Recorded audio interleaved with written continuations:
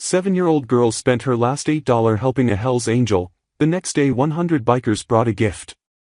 The late afternoon sun cast long, lazy shadows across the quiet, tree-lined streets of Willow Creek, a small town nestled comfortably between rolling hills and a winding river. It was the kind of place where the rhythm of life was slow and predictable, where everyone knew everyone, or at least recognized a familiar face on their daily grocery run. Life here moved at a deliberate pace, punctuated by the chirping of crickets in the warm summer evenings and the distant, rhythmic rumble of a freight train making its way through the valley. For 7-year-old Emily, Willow Creek was her entire world, a vibrant canvas of familiar sights and comforting sounds that meticulously shaped her innocent days. Emily wasn't like other children her age, at least not entirely. While her peers were often preoccupied with the latest brightly colored toys or the most exciting video games, Emily carried a quiet wisdom and an observant nature that seemed to extend far beyond her tender years. Her bright, inquisitive eyes, usually framed by a delightful mess of light brown hair that stubbornly refused to stay in neat braids, missed very little of the world unfolding around her. She possessed an innate ability to observe, to truly see the intricate details of her surroundings, a trait born not just of a natural, youthful curiosity but also, in a subtle way, of a quiet necessity. Her family, consisting of just her and her devoted mother, lived in a small, yet immaculately kept house on the quieter edge of town. Money was always a tightrope walk for them, a constant balancing act. Her mother worked tirelessly and without complaint, juggling 2 demanding part-time jobs, one at the bustling local diner, serving up hearty meals with a smile, and the other cleaning offices after hours long after most people had gone home for the day, all to keep nourishing food on the table and a secure roof over their heads. Emily understood, in her own profound, childlike way, the constant, underlying struggle. She saw the faint lines of fatigue etched around her mother's kind eyes, the way she would sometimes sigh softly and almost imperceptibly when she thought Emily wasn't listening. These keen observations had instilled in Emily a profound sense of responsibility, a deep-seated desire to help in any small, meaningful way she possibly could. One of Emily's most cherished possessions was a small, well-worn ceramic piggy bank, lovingly shaped like a cheerful green frog. It wasn't just a toy, it was her personal treasure chest, a powerful symbol of her burgeoning independence and her small, yet significant, contributions to the household. Every shiny coin she found glinting on the street, every crisp dollar bill her loving grandmother slipped her on birthdays with a wink and a smile, went straight into that frog. She rarely, if ever, spent the money on herself. Instead, it was meticulously earmarked for little surprises for her mother, a fancy, fragrant soap she'd spotted at the general store, or the special ingredients for a rare, celebratory dessert. Sometimes, it was simply held onto, a carefully accumulated safety net for an unforeseen need, a silent promise of security. On this particular Tuesday, the air was warm and heavy, thick with the promise of an approaching summer storm. Emily had spent the entire afternoon diligently helping her mother sort through old clothes for a charity donation. It was a tedious, somewhat monotonous task, but Emily approached it with her usual earnest diligence, meticulously folding each item with care. For her dedicated efforts, her mother had given her a crisp $5 bill, a rare and truly significant reward. Added to the $3 she had painstakingly saved from collecting discarded cans and bottles near the local park over the weekend, her beloved piggy bank now held a grand total of $8. $8. To most, such a sum might seem paltry, barely enough for a single movie ticket or a small, fleeting toy. But for Emily, it represented a small fortune, a tangible testament to her hard work and careful saving. It was her money, earned with her own effort and patience, and she felt a deep sense of quiet pride whenever she thought about it. After a simple, comforting dinner, as the sky began to deepen into magnificent shades of orange and purple, signaling the end of the day, Emily decided to take a short, familiar walk to the corner store. Her mother urgently needed a specific, obscure brand of herbal tea, and Emily, always eager to contribute and feel useful, had enthusiastically volunteered for the errand. She clutched the precious $8 securely in her small, warm hand, a mix of childish excitement and a profound sense of responsibility fluttering gently in her chest. The walk to the store was a familiar route, one she had taken countless times. She skipped effortlessly over cracks in the pavement, hummed a cheerful, tuneless melody to herself, and waved politely at Mrs. Henderson, who was meticulously watering her prize-winning petunias with a focused intensity. As she approached the bustling intersection where the corner store proudly stood, a most unusual sight stopped her completely in her tracks. Parked haphazardly by the curb, gleaming powerfully under the fading sunlight, was a massive, custom-built motorcycle. Its chrome shone with an almost blinding intensity, reflecting the last, lingering rays of the sun, and its powerful engine, though currently silent, seemed to exude a raw, untamed energy that was almost palpable. Emily had seen motorcycles before, of course, but nothing quite like this magnificent beast. It looked like something ripped straight from the pages of a thrilling movie, imposing and, to her young eyes, a little intimidating. Beside the imposing bike, leaning casually against a lamppost, was a man. He was large, with broad, powerful shoulders and a long, dark, grizzled beard that reached down to his chest. He wore a worn leather vest, its dark surface softened by years of use, adorned with an array of patches and symbols Emily didn't recognize, each one telling an unspoken story of journeys and experiences. A vibrant bandana was tied securely around his head, keeping his long hair in check. His strong, muscular arms were covered in intricate, swirling tattoos that twisted and turned like ancient, mysterious script. To a 7-year-old, he looked like a character straight from a fantastical storybook, perhaps a formidable pirate or a mighty Viking, certainly not someone she usually saw in the quiet, unassuming streets of Willow Creek. He looked troubled. His brow was deeply furrowed, and he was running a large, calloused hand through his beard, a clear and unmistakable sign of deep frustration. He kept glancing anxiously down at the magnificent motorcycle, then back up the street, a look of growing concern and weariness etched visibly on his face. Emily, usually quite shy around strangers, found herself utterly captivated. There was something in his posture, a subtle, almost hidden vulnerability despite his immensely imposing appearance, that drew her attention with an irresistible pull. She watched as he pulled out a phone, tried something with a desperate urgency, then put it back with a heavy sigh of defeat. He kicked lightly at the tire of his motorcycle, a soft, hollow thud echoing faintly in the quiet evening air. It was painfully clear he was stranded. She hesitated, clutching her $8 even tighter in her small hand. Her mother had always taught her to be wary of strangers, especially those who looked a little different, a little out of place. But something else was stirring deeply within her, a powerful feeling she recognized instantly as empathy. She remembered vividly a time when her mother's old car had broken down on the highway, and the profound helplessness they had both felt waiting endlessly for help to arrive.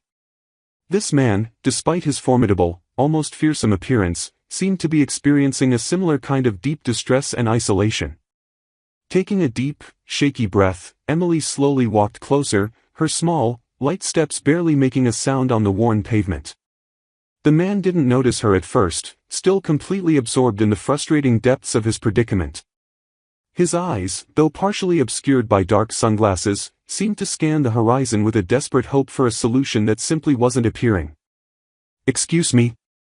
Emily's voice was small, almost a whisper, but it cut through the quiet, gathering evening air with an unexpected clarity. The man started violently, his head snapping down with a jolt. His eyes, now fully visible as he pushed his sunglasses up slightly, were a striking, piercing blue, and for a moment, they widened in genuine surprise at the sight of the small, determined girl standing silently before him. He hadn't heard her approach, so utterly lost was he in his own troubled thoughts. He looked a little startled, perhaps even a bit embarrassed to be caught in such a vulnerable state by a mere child. "Yes, little one."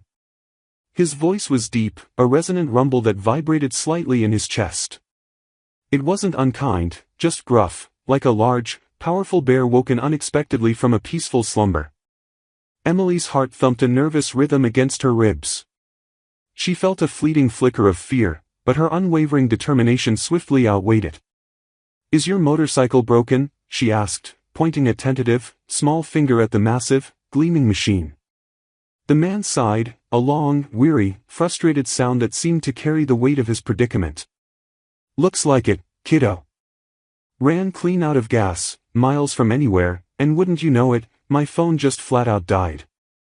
No gas station for miles around here, looks like."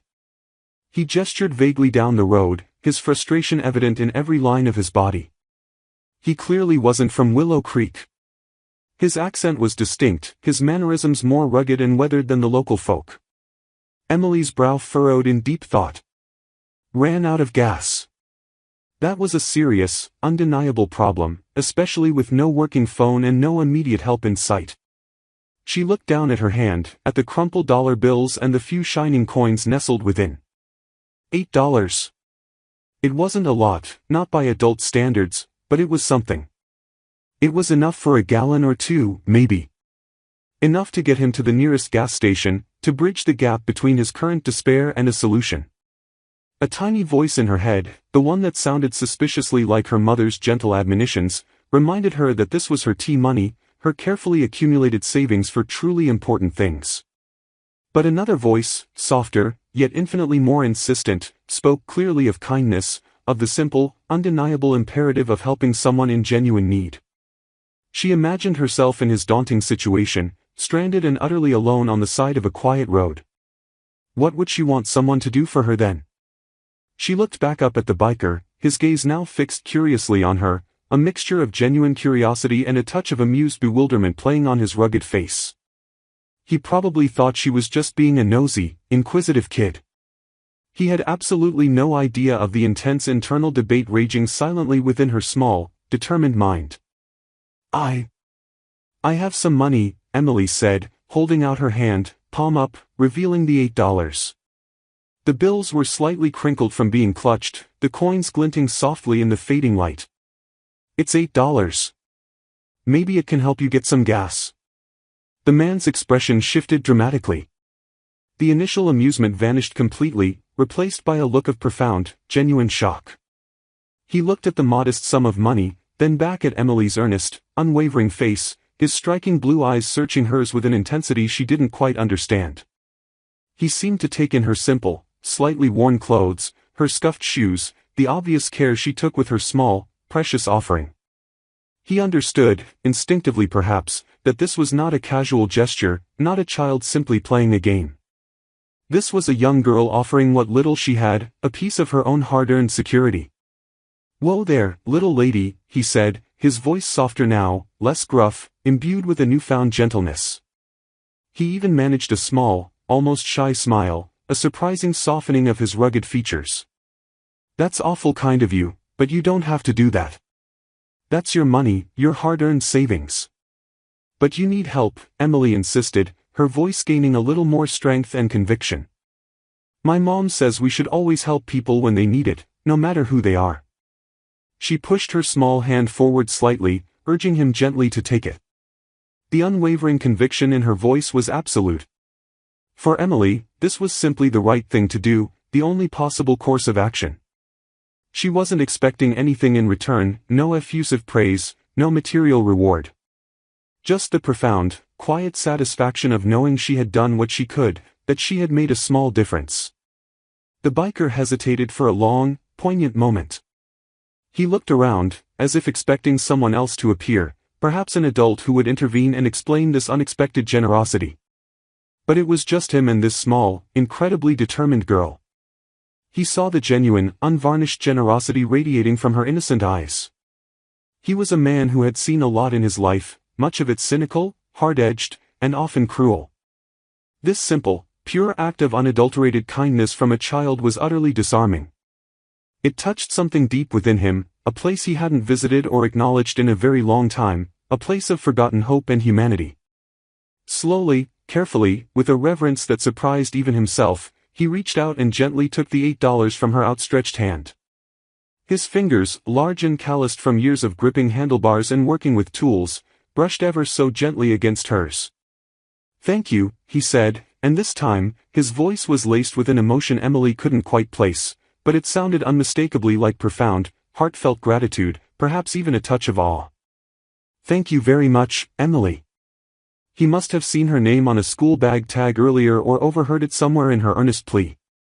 "You're welcome," Emily replied, a small, triumphant smile gracing her lips. A wave of immense relief washed over her. She had done it. She had helped him. "Listen," the man continued, his voice regaining a touch of its original gruffness, but softened by gratitude. He carefully tucked the money into a worn pocket of his leather vest. I'm going to walk to the nearest gas station I can find. It might be a while. But I promise you, I'll pay you back. What's your address? I'll come by tomorrow, first thing. Emily shook her head gently. You don't have to pay me back. It's okay. I just wanted to help. She truly meant it. The thought of repayment hadn't even remotely crossed her mind. She just wanted him to be okay, to be safe. No, I insist, he said, his voice firm but undeniably gentle. A debt of kindness is the most important kind of debt there is. What's your address, please? Seeing his unwavering resolve, Emily, with a slight shrug, gave him her address, a small house number on Elm Street. He nodded, committing it instantly and carefully to memory. All right, Emily. My name's Dave. Thank you again. Really? You've truly saved my bacon out here. With that, Dave, the big, imposing biker with the intricate tattoos and the surprisingly gentle smile, gave her a final, appreciative nod, picked up an empty gas can he had previously stashed beside his bike, and began to walk briskly down the road, his large frame steadily receding into the deepening twilight. Emily watched him go until he was just a tiny speck, then turned and continued her walk to the corner store, her precious tea money now gone, but her heart feeling strangely, wonderfully full. She bought her mother's specific brand of tea, paying the exact amount with the money her mother had given her separately for that particular purchase, and then walked home, the setting sun now completely vanished below the horizon. The evening air had grown cooler, and a few hesitant stars had begun to prick through the rapidly darkening sky. As she walked, she thought about Dave, the stranded biker. She wondered if he would find a gas station, if he would make it home safely. She hoped so with all her heart. She didn't dwell on the $8 she had so freely given away. Emily's small footsteps carried her back towards her quiet home, the familiar path now imbued with a strange, warm glow. The $8 were gone, a tangible loss, yet a profound sense of satisfaction settled deep within her. It was a feeling far more valuable than any toy or treat that money could have bought.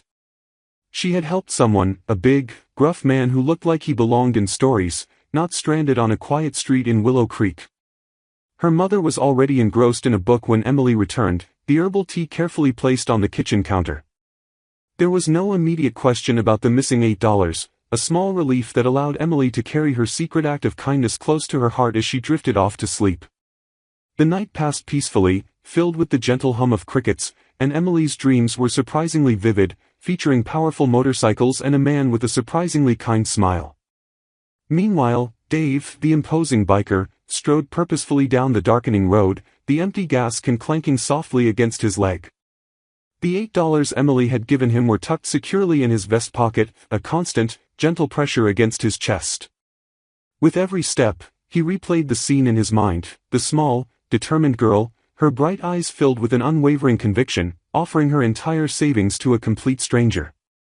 It wasn't just the money, it was the purity of the gesture, the unadulterated compassion that had struck him with the force of a physical blow. Dave had lived a life of hard roads, tough choices, and often, even tougher company. He'd seen the worst of humanity, and rarely, the best.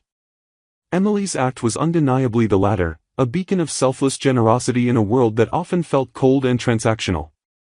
He finally reached a dimly lit, run-down gas station several miles outside of town. The attendant, a sleepy teenager, barely registered his presence as Dave filled the can, the scent of gasoline sharp and acrid in the cool night air. The $8 covered just enough to get him back to his bike and then to a larger, more reliable station. As he walked back, the thought of simply repaying Emily the $8 felt utterly inadequate, almost insulting.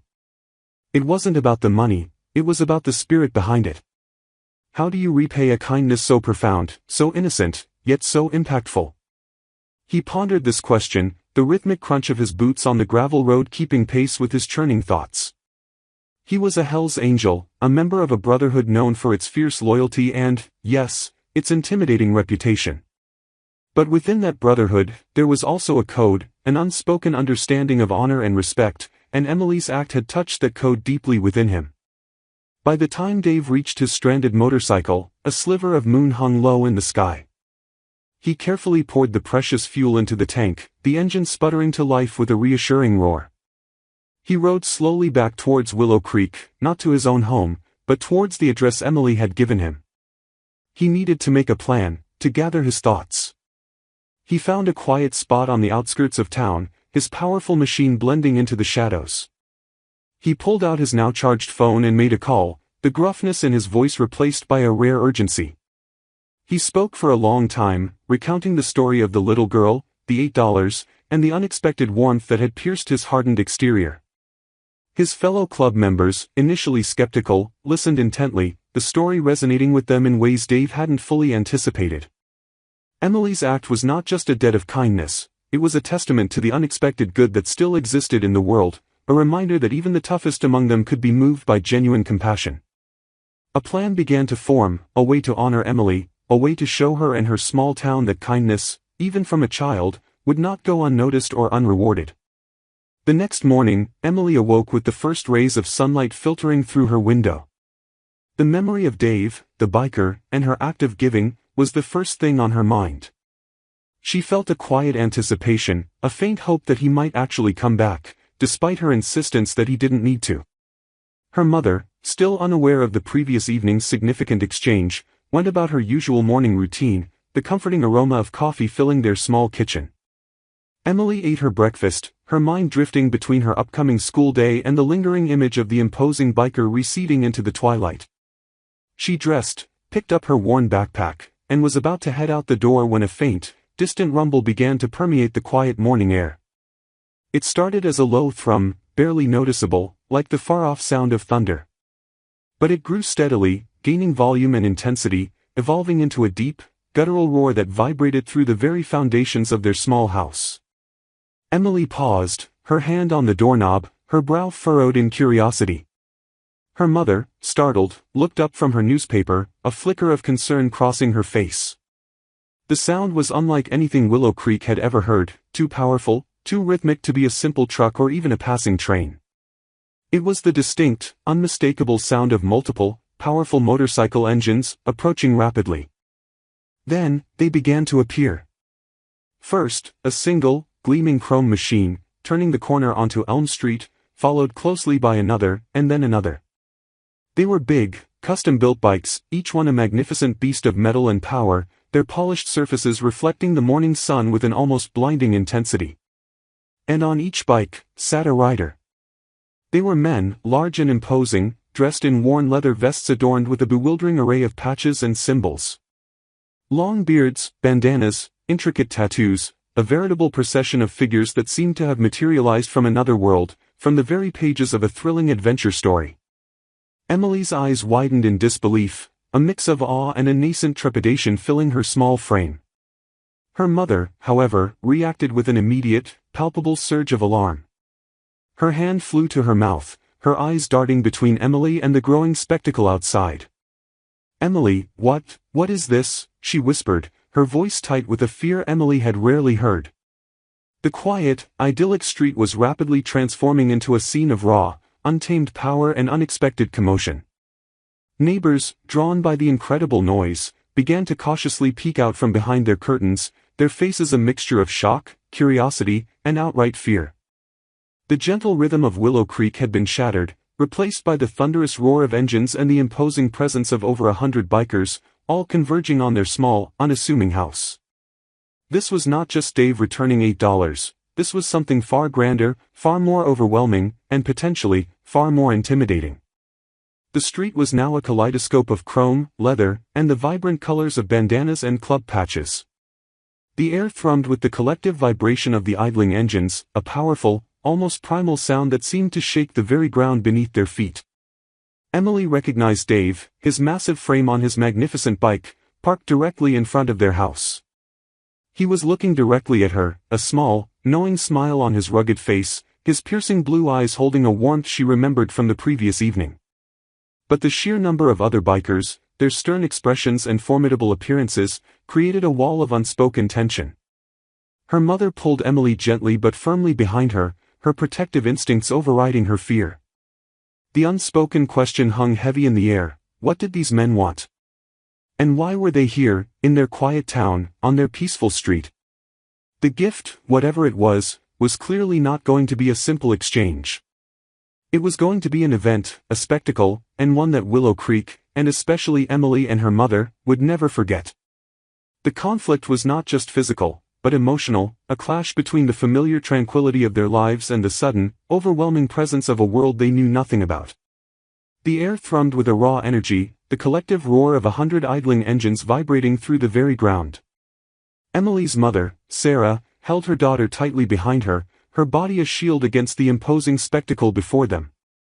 Neighbors, who moments before had been discreetly peeking through curtains, now stood openly on their porches, their faces a tableau of bewildered fear and stunned curiosity. The quiet street of Willow Creek had been irrevocably transformed. Dave, the Hell's Angel, dismounted his magnificent machine with a fluid grace that belied his size. His leather vest, adorned with patches that seemed to tell tales of distant roads and fierce loyalties, caught the morning sun. He pushed his sunglasses up, revealing those piercing blue eyes, now softened with a warmth that Emily recognized instantly. He took a few steps forward, his boots crunching softly on the gravel, stopping just shy of their small front yard. The other bikers remained on their bikes, a silent, formidable guard, their presence radiating a potent mixture of power and disciplined restraint. "Morning, Emily," Dave's deep voice boomed, carrying easily over the rumble of the engines. He offered her a gentle, reassuring smile. Then, his gaze shifted to Sarah, Emily's mother, who was still clutching her daughter protectively. His expression became more serious, respectful. "Ma'am," he nodded, a gesture of deference that surprised Sarah. "My name's Dave. I apologize for the commotion. This is Emily's mother, I presume." Sarah, though still wary, found her voice, albeit a little shaky. "Yes. I'm Sarah. What is all this, Mr. Dave? Why are you all here?" Her eyes darted nervously to the sea of leather-clad men, then back to Dave, searching for answers. Dave took a deep breath, his gaze sweeping over the gathered neighbors, then settling back on Emily. "Last night," he began, his voice carrying an unexpected gravitas, "I was stranded just down the road. Ran out of gas, phone dead, miles from anywhere worth mentioning. I was in a real bind." He paused, allowing his words to sink in, painting a picture of vulnerability that seemed entirely at odds with his current intimidating presence. "And then, this little lady here," he gestured to Emily with a large, calloused hand, "she came up to me. Didn't know me from Adam. Saw I was in trouble. And she, without a moment's hesitation, offered me everything she had." He pulled out the crumpled $8 from his vest pocket, holding it up for all to see. $8. Her entire savings. To help a complete stranger. A ripple of murmurs went through the small crowd of neighbors. Some gasped, some looked at Emily with newfound admiration, others still held a flicker of apprehension. Sarah looked down at Emily, her eyes widening in realization, a mixture of pride and a lingering concern for her daughter's safety. Emily, for her part, simply looked up at Dave, a small, innocent smile on her face, as if it was the most natural thing in the world. "Now, I tried to tell her she didn't have to," Dave continued, his voice softening. "But she insisted. Said her mom taught her to help people in need. That kind of pure, unselfish kindness, that's rare, ma'am. That's something you don't see every day, especially not in my line of work." His gaze lingered on Emily, a profound respect etched on his rugged face. "Emily's kindness touched me. It touched us all." He gestured to the hundreds of bikers behind him. "I told her I'd pay her back. But a debt of kindness, well, that's not something you just settle with $8. He then raised his voice, addressing not just Emily and Sarah, but the entire street. "We're the Hell's Angels. And when one of ours is helped, especially by such an incredible act of generosity, we don't forget it. We honor it." He turned to one of the bikers behind him, a man with a stern face but kind eyes, who held a large, wrapped package. The biker dismounted and approached, handing the package to Dave. Dave turned back to Emily and Sarah. "Emily, your mother works tirelessly to provide for you. You understand the value of hard work and saving. We heard about your situation, ma'am, he said, addressing Sarah directly, his tone gentle. And we want to show our appreciation, not just for the $8, but for the spirit behind it. For the kindness you've clearly instilled in your daughter. He knelt down, his large frame bending surprisingly easily, to be at eye level with Emily. He held out the package. This is for you, Emily. From all of us. Emily, emboldened by his gentle demeanor and her mother's now slightly relaxed grip, reached out and carefully took the package. It was surprisingly heavy, wrapped in plain brown paper. With trembling fingers, she tore away a corner, revealing a thick, leather-bound book. It wasn't just any book, it was a beautifully illustrated collection of classic adventure stories, the kind she often dreamed of, stories of brave heroes and selfless acts. Tucked inside the front cover was a crisp, new $100 bill, a fortune in her young eyes, along with a handwritten note that read, "For your dreams, from your friends, the Hells Angels." But that wasn't all. Dave stood up, his voice now booming with renewed purpose. "And for you, Sarah," he said, as another biker, equally imposing, rode forward on his motorcycle, pulling a small, shiny trailer behind him. On the trailer, gleaming under the morning sun, was a brand new, reliable car. It was a modest sedan, practical and fuel-efficient, but to Sarah, it looked like a luxury vehicle, a beacon of hope. The existing car, which had often given them trouble, was parked further down the street, a stark contrast. "This car," Dave announced, "is fully paid for, registered in your name, and comes with a year's worth of insurance and a full tank of gas. No more worries about breakdowns, no more long walks or unreliable transportation to your jobs. And that's not all. We've also taken the liberty of setting up an educational fund in Emily's name.